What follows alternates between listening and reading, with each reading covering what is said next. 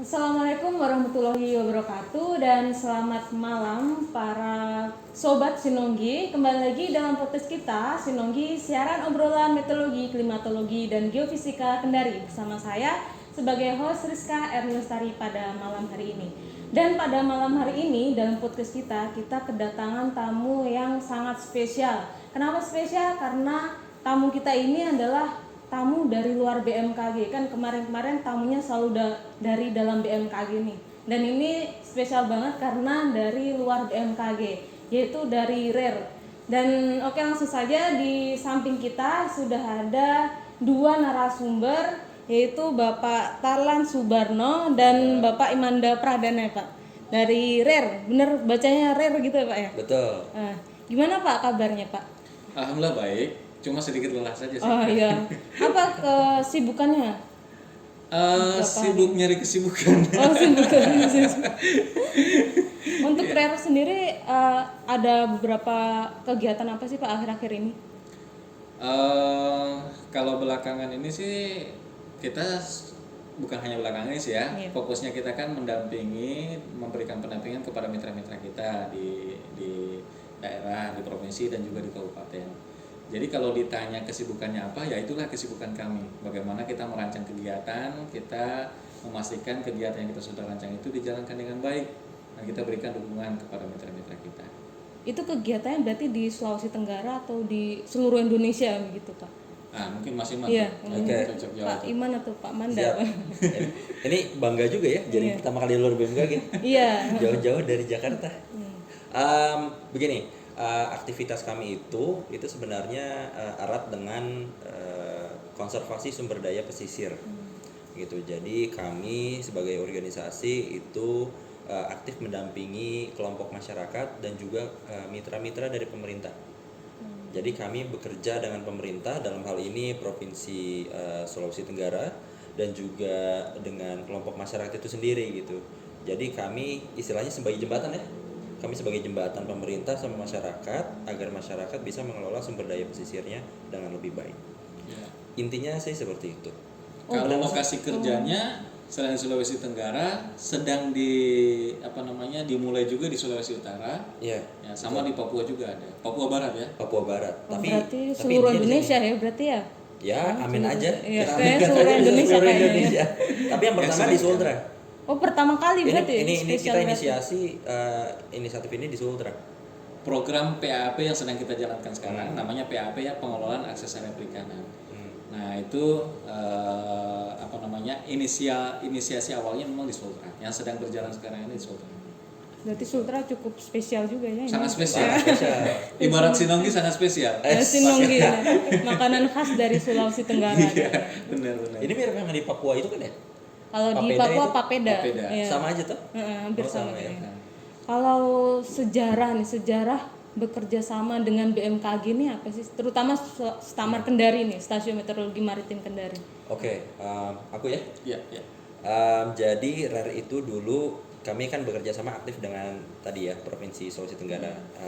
Pemerintah provinsi itu waktu itu sedang membuat rancangan adaptasi RAD API, adaptasi perubahan iklim itu. Rencana aksi daerah. Rencana aksi daerah adaptasi perubahan iklim. Nah, disitulah kami pertama kali bertemu dengan Stasiun Meteorologi Kendari. Dan juga pernah ada acara, waktu itu acara ngobras juga. Ngobras itu ngobrol bareng santai, macam-macam Sinonggi gini. Itu kita undang BMKG Kendari juga. Di mana itu, Pak? Kami waktu itu online. Oh, sedang sedang. pandemi. Sementara tim kami meskipun ada di Kendari, tapi banyak juga yang base di Jakarta sama di Bogor. Gitu. Jadi karena ya sedang pandemi, kita nggak bisa ke sini kan. Akhirnya kita online gitu lewat Zoom. Dan salah satunya ada dari BMKG Kendari itu ikutan waktu itu. Dan semenjak itu lalu SLCN ya. Nah, yang SLCN ini yang tanggung jawab nih Mas Tarlan, gimana nih? Ya. Mungkin kalau saya malah mau mundur sedikit, Mbak. Mundur sedikit. gimana Jadi di kita di program PAP itu ada namanya, dulu di awal itu namanya tim Pokja ya, Tim kelompok Pokja. kerja, Pokja PAP. Pokja PAP itu kan melibatkan multi stakeholder. Nah, salah satunya dari BMKG, Satmar paling spesifik Satmar. Waktu itu kalau tidak salah masih Pak Ramlan. Oh iya, Masih tahun Pak kemarin berarti. Enggak, Dari 2018. 2018. Oh, Dari 2018. 2018 masih Pak Ramlan. Nah, mulainya dari situ, awal kenal dalam tanda kutipnya, awal kenal dari situ diperkuat lagi seperti Mas Iman cerita tadi di acara yang online itu. Masih ada yang sebelum itu ya, ada cerita ya. Cerita sebelum yang ngobras itu ada lagi ya? Oh, ada lagi banyak cerita Yang berarti. Timbuknya itu. Tim Pokja itu, itu sebelum kalau Iya, Ngobras yang itu udah masa pandemi ya. Oh iya betul Oh, betul betul. iya. Iya, Tapi iya, sebelumnya Pokja itu sudah dimulai sejak sebelum 2019 iya. 2018 kalau nggak salah. Akhir 2018. Nah, itu sudah ada tim Pokjanya dan perwakilan BMKG ada pada saat itu. Berarti 2018 tuh awal mula bekerja sama dengan BMKG lah gitu. Awal mula cinta pertama Cinta bersemi. pertama. Awal mula persahabatan kita lah. Betul. Persahabatan bagi Nah, kepompong. diperkuat pada saat yang masih menceritakan tadi yang ngobras online itu kebetulan topiknya memang waktu itu kami semacam melaunching hasil studi CCVA itu apa? iya CCV Climate Change Vulnerability Analysis ya. Oh, CCV iya. ya. Kajian kerentanan terhadap perubahan iklim.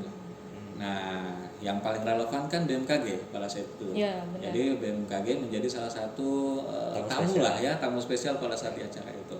Ditambah lagi waktu kegiatan SLCN yang bulan 11 tahun lalu kan. Iya, Nah, kami diberikan kesempatan untuk mendatangkan perwakilan nelayan dari site-site binaan kami. Alhamdulillah ya dari 6 kalau nggak salah. 6 site, kami 12. mendatangkan 12 orang ya waktu itu. Dan bersyukurnya dikasih kesempatan juga untuk berbagi, dikasih satu sesi di situ untuk berbagi.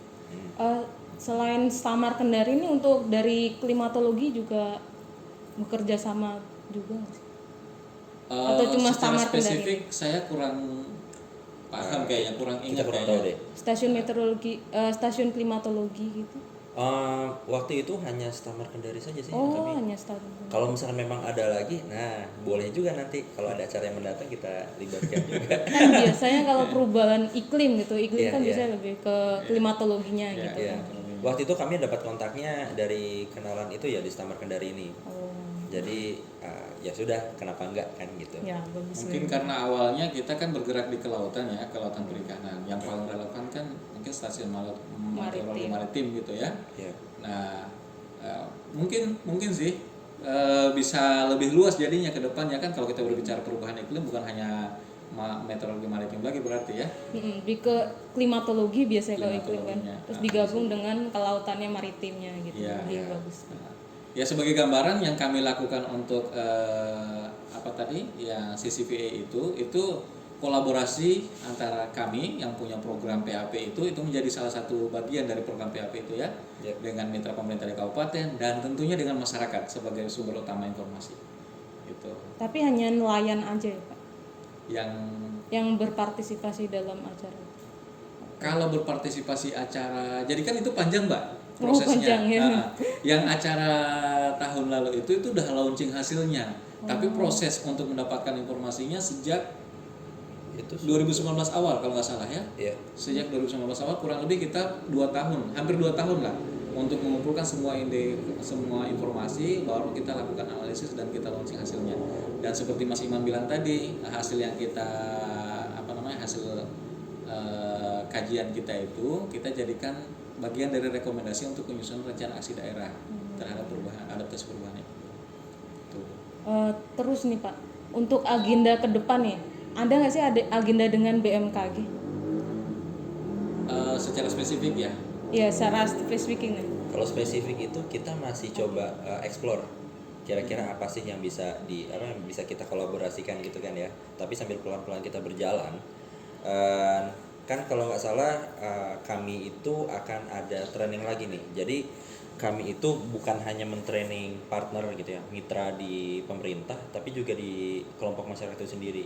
Dan salah satunya nanti kalau nggak salah nanti bulan Juni ya, insya Allah itu nanti kami akan coba membuat training yang dimana nanti adaptasi perubahan iklim itu menjadi salah satu topik yang utama di situ. Jadi makanya dari kemarin waktu itu kita coba kolaborasi juga sama Mas Faisal, sama Pak Sugeng ya.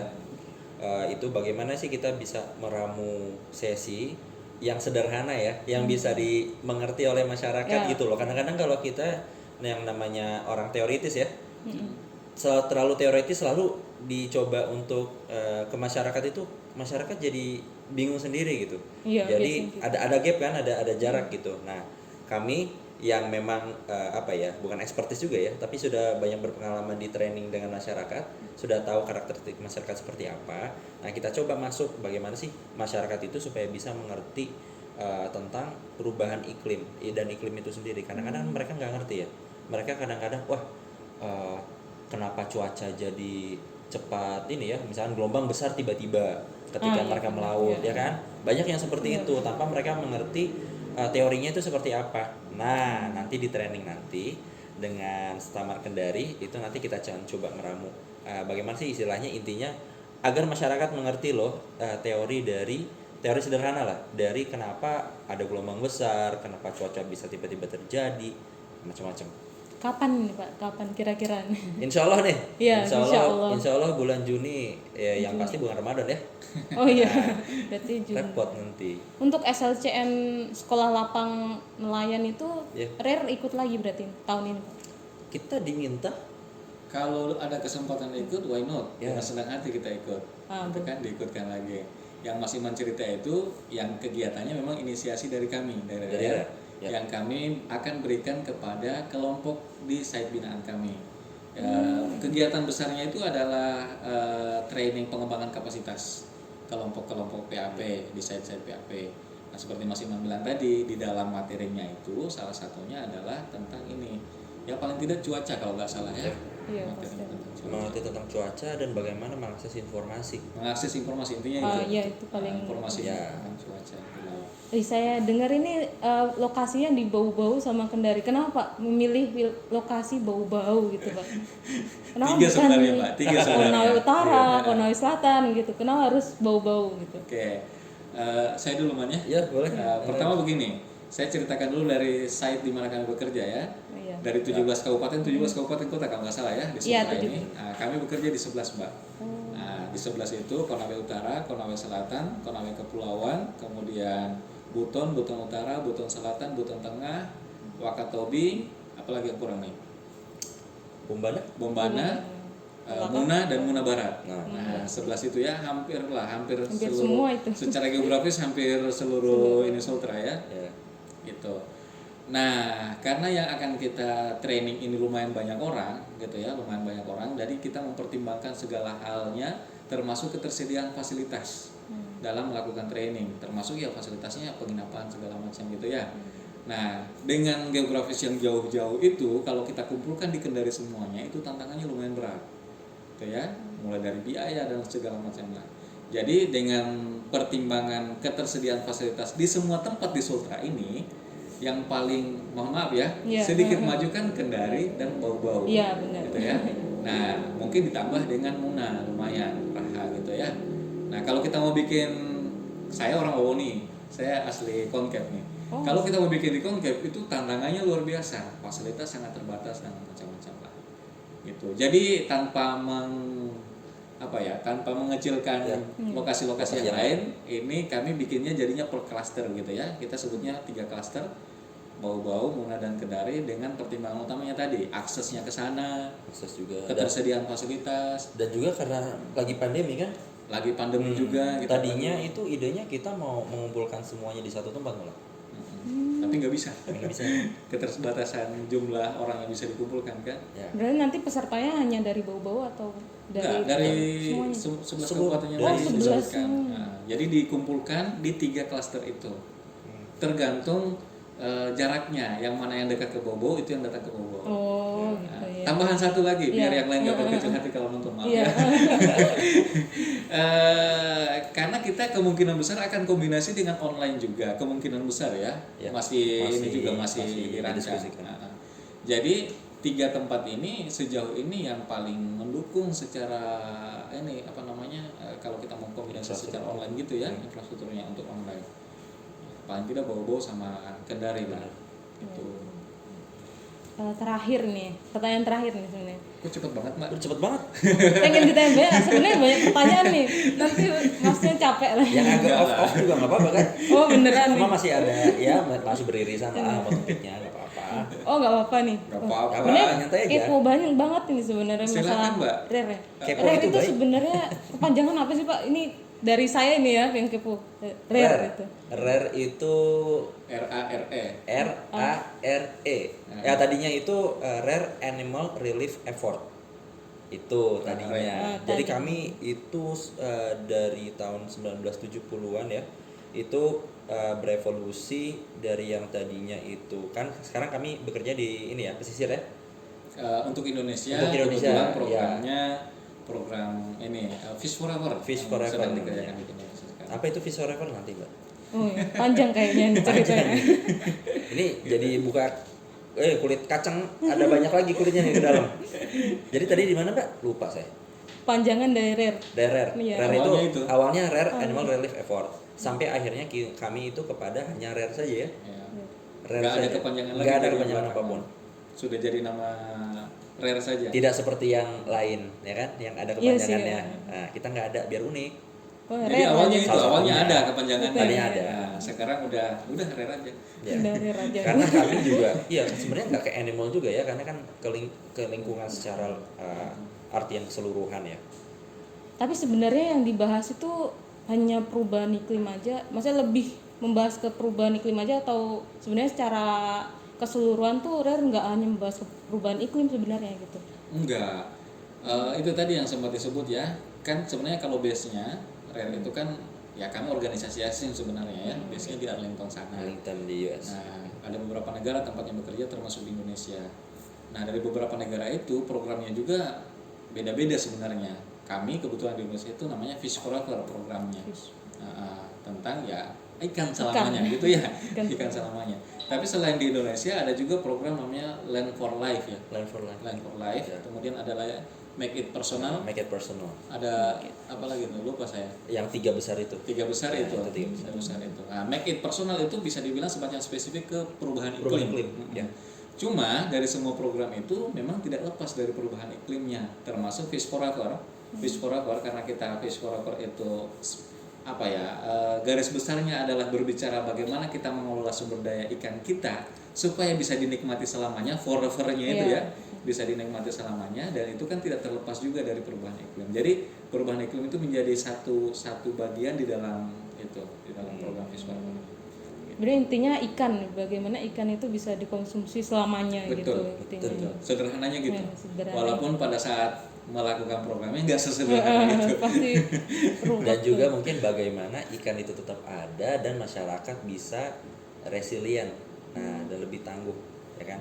Karena sekarang kan perubahan iklim itu jadi yang hot issue ya, jadi Ya. isu paling hangat lah gitu kan. Dan di Indonesia tuh nelayan-nelayan tradisional itu yang paling terdampak juga gitu. Mereka yang tidak tahu apa-apa, mereka paling terdampak. Kami juga wajib ya sebagai organisasi, makanya kita juga kerjasama sama BMKG Kendari gitu kan, untuk ya bisa mendiseminasikan informasi itu ke masyarakat yang memang ada di akar rumput gitu. Tapi untuk terumbu karang enggak ya berarti? Masuk. Beda. Ya, masuk juga. Masuk. Nah, kalau kita berbicara ikan, tentu tidak lepas dari rumahnya kan. Oh iya. Nah, pesisir itu kurang lebih ekosistem besarnya kan ada terumbu karang, mangrove, sama lamon. Ikan tidak mungkin hidup tanpa 3 rumahnya itu kan. Nah, jadi kalau kita memang apa ya, kita berbicara mengelola ikannya sebagai indikator utama kita kan. Tapi kalau kita mengelola ikannya tidak bisa kita lepaskan indikator yang lain atau komponen yang lainnya, termasuk rumahnya, terumbu karangnya, lamonnya, karangnya gitu ya. Mangrove-nya. Dan paling penting orangnya. Iya, Nelayannya gitu. kan di Wakatobi itu kan terkenal terumbu karangnya bagus banget ini. Ya. Ya. Yang lain juga enggak- bagus loh, Mbak. Ya nggak? Iya sih. Iya, ini. Salah satunya Yang lah di terkenal, yang dikenal orang ya. Iya. Di Sangat Wakatobi. dikenal Wakatobi, benar. Tapi belum ada apa kayak studi di sana gitu dari Rere sendiri. Rare itu sudah bekerja at least ya itu di 12 tahun Wakatobi kali ya, di Wakatobi itu udah ada 12 sudah tahun. lama. Oh malah udah lama kan? Lama sekali ya. Program-program kami juga kalau misalkan ke Wakatobi gitu ya, ke mana Pulau Wanci gitu kan. Ya. Program Fish Forever kami juga itu ada di setiap pulau di sana. Wanci, Kalidupa, Tomia, Binongko, ya udah. Iya, Iya, bilang. Ya itu semua ada. Tapi tahun sebelum Fish Forever ini ada banyak site gitu di Wakatobi, itu kami ada di Wanci gitu. Yang sebelumnya ya. Sebelumnya itu ada di Wanci, istilahnya kayak prototype-nya gitu loh. Iya. Gitu. Wakatobi kalau mau dibilang kan paling dikenal lah ya, Iya, dari sisi terkenal. wisatanya dikenal lah, bukan hanya dikenal di Sultra di Indonesia. Bahkan saya dulu malah diketawain sama teman-teman ketika bilang orang Sultra yang belum pernah ke Wakatobi. Dulu ya, dulu. Jangan Itu sekarang dulu. belum pernah juga. Kalau sekarang hampir ya. Kalau sekarang karena pekerjaan sering juga. sering ke sana. Gitu. Tapi selain Wakatobi banyak kok yang bagus-bagus di tempat lain juga. Itu hanya belum terekspos dengan baik saja. Setelah kita dalami dengan program PAP kita ini, kita jadi menemukan tempat-tempat yang lain yang bagus-bagus juga. Cuma tadi karena kita tidak spesifik, bukannya menggerakkan pariwisata, kita tidak bergerak di bidang pariwisata, makanya kita tidak mempromosikan tentang itu. Kita bergeraknya sebagai gambaran sedikit ya. Program PAP kita Fish Forever ya, Fish Forever di Indonesia kita sebutnya namanya program PAP yang tadi ya, pengelolaan akses area perikanan. Nah itu sederhananya adalah bagaimana kita dorong masyarakat dalam hal ini komunitas pesisir ya sebagai orang yang paling tergantung sama sumber daya di tempat mereka untuk berpartisipasi dalam mengelola kawasan di tempat mereka, mengelola perikanan di tempat mereka.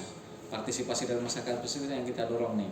Nah, kalau pemerintah kita kan sebagai orang yang paling bertanggung jawab gitu kan ya. Tapi kan pemerintah kita punya keterbatasan. Nah, bagaimana kita dorong masyarakat ini untuk berpartisipasi membantu pemerintah. Tuh. Mantap kali ya. Sederhananya gitu. Sederhananya. Sederhana tapi padat, tapi mantap kali ini kayaknya. Terus harapan ke depan ini, harapan mungkin untuk RER-nya ke depan gimana, atau mungkin dari kerjasama dari BMKG ke depannya gimana, atau juga ke depannya masyarakat tuh dihimbau biar gimana sih gitu. Ayo. Harapannya Siapa gitu. dulu? Harapan dari RER nih. Satu-satu harus jawab kayak gitu. Aku yang bagian Aku sih harapannya banyak ya, saking banyaknya susah diungkapkan ya harapannya. Yang pertama gini, kita kan sebagai lembaga yang mendampingi pemerintah dan masyarakat, dan kita paham betul seperti Mas Iman bilang tadi ya, bagaimana masyarakat itu cukup rentan ya terhadap perubahan iklim, dan bisa kita bilang masyarakat kita itu tidak begitu sadar terhadap ancaman dampaknya perubahan iklim ini, tidak begitu sadar. Tapi ketika kita tanyakan bagaimana 10 tahun yang lalu, gelombang 10 tahun yang lalu, cuaca 10 tahun yang lalu, bagaimana pengaruhnya terhadap hasil tangkap saat ini, mereka jadi sadar kalau itu ternyata sangat berpengaruh, dan mereka khawatir kira-kira kedepannya akan seperti apa kalau tidak ada aksi, gitu kan. Nah, harapan kita ini sekarang yang kita sedang dorong masyarakat, bagaimana mereka menyusun aksi.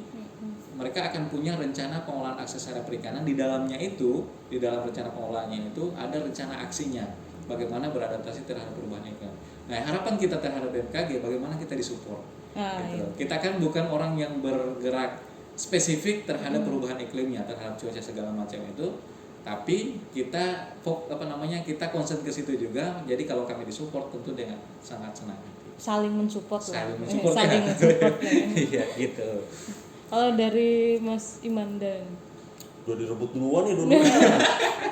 Aku sih lebih ke ini aja, yang lebih general ya, kan tadi itu spesifik ke Sulawesi Tenggara programnya. Harapan aku sih kalau misalkan di Sulawesi Tenggara ini program PAP ini bisa sukses, ini bisa direplikasi ke provinsi-provinsi yang lainnya. Kenapa juga kita ambilnya province base ya, jadi kita ambilnya tuh nggak nyomot misalkan di Aceh 1, Papua 1, Sulawesi Utara 1 gitu ya. Kita ingin ada secara kayak bright spot atau ada lampu-lampu kecil yang nantinya kalau udah dikumpul itu jadi benderang. Nah, ketika lampu-lampu kecil ini terang benderang, ini akan menjadi contoh harapannya ya. Jadi contoh yang baik, bisa jadi best practice gitu ya. Apa sih? Best practice. Ya itulah. Gitu ya. Jadi contoh yang baik dan bisa direplikasi atau dicontoh diikuti oleh tempat lokasi-lokasi lainnya gitu kan. Kalau misalkan cuma satu desa doang nih atau satu kabupaten doang di Sulawesi Tenggara, itu nanti impact untuk bisa scaling up atau bisa direplikasi itu kan lumayan kecil. Tapi kalau bayangkan ada 200 lebih desa gitu di Sulawesi Tenggara yang sukses mengkonservasi atau mengelola perikanannya dengan baik, itu wah banget kalau menurut saya ya. Dan itu bukan yang nggak mungkin, kalau misalnya berhasil bisa juga direplikasi ke tempat-tempat yang lainnya. Jadi harapan saya ya nanti program PAP ini yang juga nanti bisa bekerja sama dengan BMKG Kendari itu nanti bisa juga direplikasi di wilayah-wilayah Indonesia yang lainnya juga gitu. Sudah berapa persen sih berhasilnya emang? Seberapa persen? Iya, Nah, kini kita kira-kira sedang lah, lagi halfway ya di tengah-tengah jalan ya. Iya, Kita sedang di tengah-tengah jalan ya. Jadi tahun depan itu baru akan ketahuan. Tapi kalau dari perkembangan sudah positif sekali. Dari masyarakat mereka sudah berkelompok dan juga sudah legal, artinya punya akta notaris gitu ya, yang berbadan hukum. Lalu juga kalau kami PAP itu, ini untuk podcast yang berikutnya ya, nanti Iya. selanjutnya. Nanti podcast berikutnya ada lagi. PAP ini kan berbasis spasial.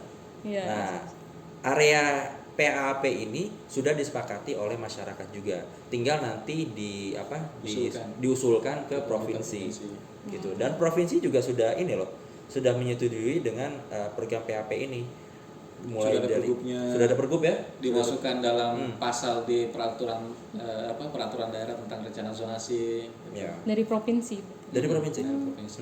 Berarti dukungan dari provinsi cukup bagus juga ya. Oh, sangat bagus. Alhamdulillah, Bukan alhamdulillah cukup banget. bagus, sangat bagus Sangat sekali. bagus. Alhamdulillah sekali. Kalau tanpa provinsi mungkin kita nggak bisa klaim bahwa ini berhasil ya. Iyalah. Wah, maksudnya Iya. setengah Kalau kita nggak berhasil. didukung pemerintah ya nggak bisa lah ya. Iya, pasti. Jadi berkat dukungan pemerintah provinsi, terus juga dukungan kabupaten ya, DKP kabupaten ya. Iya. Bukan hanya DKP saja sih, bukan Dinas Perikanan aja, tapi juga dari instansi yang lain kayak Bapeda. Bapeda, pemberdayaan masyarakat saya BPMD Ya. atau DPMD gitu ya. Terutama yang tiga lembaga besar itu di masing-masing daerah itu sangat mendukung lah. Saling mengisi, Mbak. Iya, saling mensupport Gitu. ini. Kabupaten, provinsi gitu. Jadi apa ya? Kita senang lah ya, kita bahagia, kita senang karena bisa bekerja dengan pemerintah kabupaten, dengan pemerintah provinsi sama-sama begitu. Ya, kayaknya sebenarnya lebih panjang lagi nih pembahasan, Podcast tapi berikutnya ya. podcast sebelumnya jangan sampai lupa ya. Nah, Sobat Sinonggi, kita udah dapat informasi banyak sekali nih dan sangat penting banget tentang perubahan iklim lah, tentang rare, tentang perikanan dan lain-lain. Tetapi sebenarnya masih banyak banget pembahasan tentang rare ini. Dia adalah lembaga yang sangat penting sekali sebenarnya, dan terutama di bidang perikanan. Tapi karena waktu, jadi mungkin untuk podcast selanjutnya kita juga mungkin bisa rare datang lagi gitu ya. Atau Rer, kita ngundang BMKG Kendari ya? Oh, mungkin rare bisa Kita punya ngadain podcast juga puskit. loh. Oh iya, mungkin Iya. bisa diundang juga ini. Boleh. Semoga informasi yang kita dapatkan hari ini bermanfaat, dan jangan lupa untuk subscribe, like, dan sebarkan video ini sehingga masyarakat lebih tahu informasi terutama tentang dunia kelautan dan perikanan. Dan apabila ada pertanyaan-pertanyaan tentang rare atau tentang perubahan iklim, tentang meteorologi, klimatologi, dan geofisika, bisa tanyakan di kolom di bawah ini. Dan jangan sampai ketinggalan informasi dari BMKG, terus update informasi dari BMKG, dan nanti bakalan ada podcast-podcast selanjutnya. Sampai jumpa. Dah.